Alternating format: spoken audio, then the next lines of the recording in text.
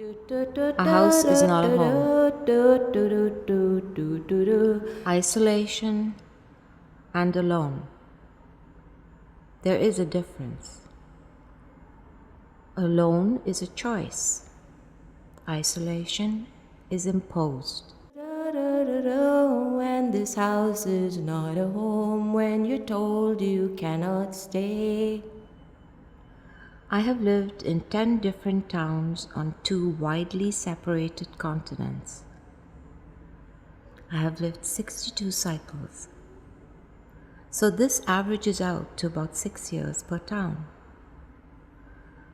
38 different houses in these 62 cycles averages out to 1.5 years per house. That's a lot of houses. On the road again. Na na na na dum pa pa da pa pa pa pam pa da da do do do do do do do do do do do do. I'm on the road In again. isolation. There is a sense of freedom for me in being alone. Humans create a static even when silent. Sometimes I have felt most alone when lying close to somebody. Then I felt lonely. The places I live in as an adult always seem to wind up looking like this. Not exactly the same, because life is a work in progress. They are always a work in progress. It's difficult to live with a person or people. I grew up in a large joint family and miss the feeling of closeness that I struggle so hard to get away from.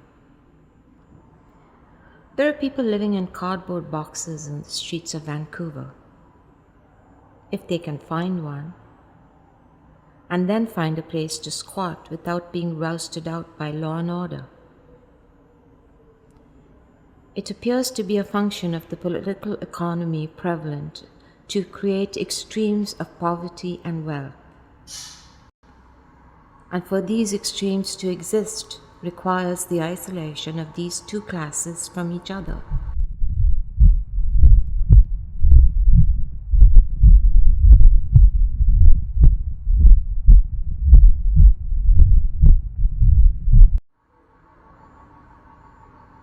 Can somebody living in a cardboard box create meaningful relationships?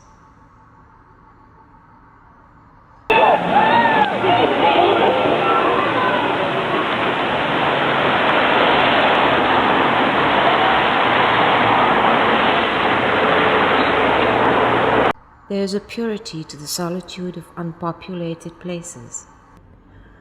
The isolation of poverty is an isolation of the spirit, the soul. Isolation and aloneness.